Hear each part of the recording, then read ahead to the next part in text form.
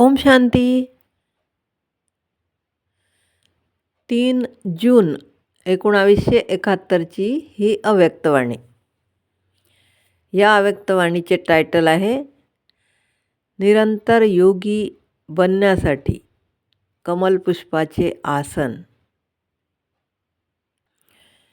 बापदादा म्हणतात, जे पण भट्टीमध्ये आले आहेत, दिव्य सतोगुणी बुद्धीची गिफ्ट खूप सहज आणि खूप लवकरच परिवर्तनमध्ये आणू शकतात.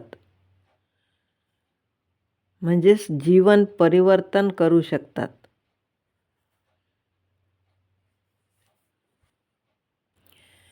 भट्टीमध्ये ज्ञान स्वरूप बनण्यासाठी येतात. निरंतर योगयुक्त बनण्यासाठी सहज युक्ती आहे, कमळ पुष्पाच्या आसनावर बसणे. देवतांचे जे पण चित्र असतात ते कमळावरच दाखवतात.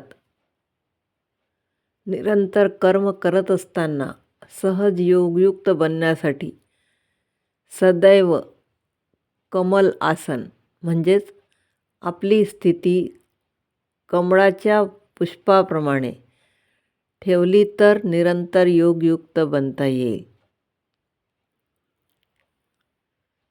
पण कमळाच्या आसनावर स्थित राहण्यासाठी स्वतःला नेहमी लाईट म्हणजेच हलके ठेवावे लागेल आणि प्रकाश स्वरूपही ठेवावे लागेल. मनाच्या संकल्पाचे ओझे, संस्कारांचे ओझे, दुनियातील कोणत्याही विनाशी गोष्टींच्या प्रती आकर्षित होण्याचे ओझे, लौकिक संबंधीची माया, लगाव याचे ओझे, सगळ्याच प्रकारचे ओझे वा बंधन म्हणा, सगळ्यांना खत्म करण्यासाठी भट्टीमध्ये येतात. संस्कारांना परिवर्तन करण्यासाठी काय लक्ष ठेवायचे? बापदादा म्हणतात, 1 पाऊल मुलांनी उचलायचे तर 1000 पावलं बापदादा पुढे येतील.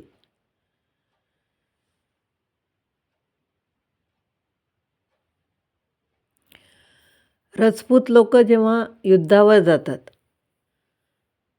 तेव्हा जर कसाही कमजोर असला तरी त्याला आपल्या कुळाची स्मृती देतात. राजपूत असे होते, ते असे होऊन गेले, ते असे करून गेले, अशा कुळाचे तुम्ही आहात, ही स्मृती दिल्याने समर्थी येते. फक्त कुळाची महिमा ऐकत ऐकत स्वतःही महान बनून जातात. अशाच रीतीने ब्राह्मण मुलंही सूर्यवंशी आहेत. सूर्यवंशी राज्य करणारे आहेत. कसे राज्य केले, कोणकोणत्या शक्तीच्या आधारावर राज्य केले, ही स्मृती आणि सोबतच आता संगमयुगात ईश्वरीय कुळाची स्मृती, जर ह्या दोन्ही स्मृती बुद्धीमध्ये आल्या तर समर्थी येते. या समर्थींच्या आधारावर मायेचा सामना करणं सोपं होते. स्मृतीने पहिले आपल्यामध्ये समर्थी आणायची आहे. जशी जशी स्मृती असेल तसे तसे स्वरूप जाणीव होईल. स्मृती असेल की मी शक्ती आहे तर शक्ती स्वरूप बनून सामना करता येईल. पण एक आहे साधारण स्मृती आणि दुसरी आहे पॉवरफुल स्मृती.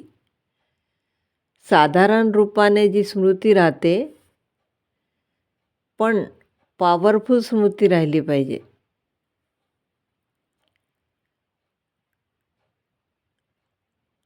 ड्युटी अर्थात कर्तव्यावर कर्तव्य करत असताना पॉवरफुल स्मृती राहते का?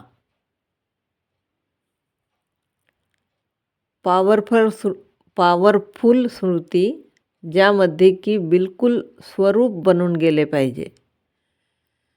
स्वरूपची सिद्धी आहे सफलता.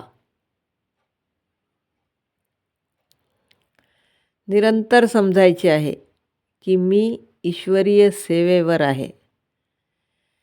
जरी कर्मणा सर्व्हिस करत असले तरी समजायचे की मी ईश्वरीय सर्व्हिस करत आहे. राज्यभाग भविष्यात अनुभव होईल, पण अतींद्रिय सुखाचे अनुभव तर आत्ताच करायचे आहे ना.